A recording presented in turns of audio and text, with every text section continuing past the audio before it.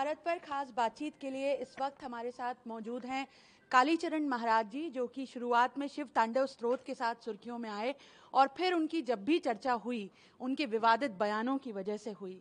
पहला सवाल आपसे यही, साधु के लिए हम ये मानते हैं कि साधु को सियासत से क्या काम, और आपका हर दूसरा बयान सियासत पे ही होता है।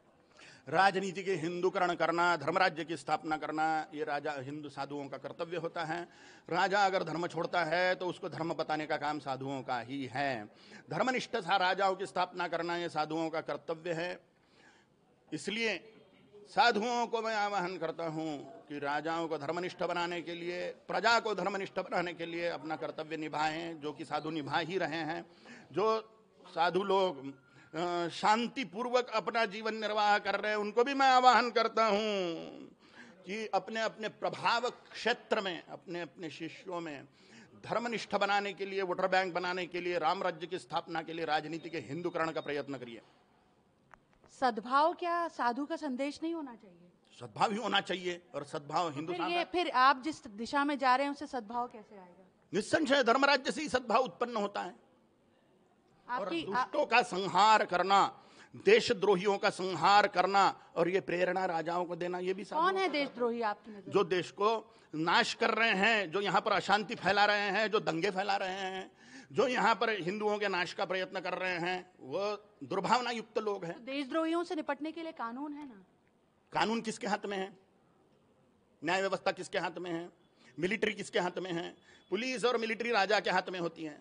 और बांग्लादेश में देखिए हिंदुओं का कैसा नाश हो रहा है, क्योंकि वहां का राजा पूरी तरह से इस्लाम समर्थक है। राजा अगर पूरी तरह से किसी एक कौम का समर्थक हो जाता है तो दूसरी कौम की प्रताड़ना निस्संशय होगी। वो होने की संभावना है, इसलिए तो हम हिंदू राष्ट्र की मांग कर रहे हैं।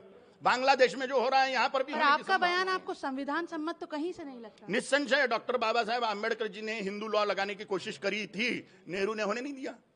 धर्म संभाव की बात करता है। सभी धर्म ही नहीं होते। धर्म माने ईश्वर को पाने का साइंस, उसके 3 लक्षण होते हैं: पुनर्जन्म विज्ञान, कर्मफल व्यवस्था और टारगेट ईश्वर। धर्म मात्र जैन, बौद्ध, सिख, शैव, वैष्णव, शाक्त, यह प्रमुख 6 साधना पंथ मिलाकर बना हुआ सनातन धर्म। ये धर्म की व्याख्या है, लेकिन सिस्टम जो है वो संविधान से चलता है, और संविधान में सब धर्मों का सम्मान है। सम्मान है ना, हम भी सम्मान करते हैं। कहाँ सम्मान कर रहे हैं? हाँ, वो सम्मान ही है हमारे हृदय में। मुसलमानों का हम उतना ही सम्मान करते हैं जितना पाकिस्तान में हिंदुओं का सम्मान होता है।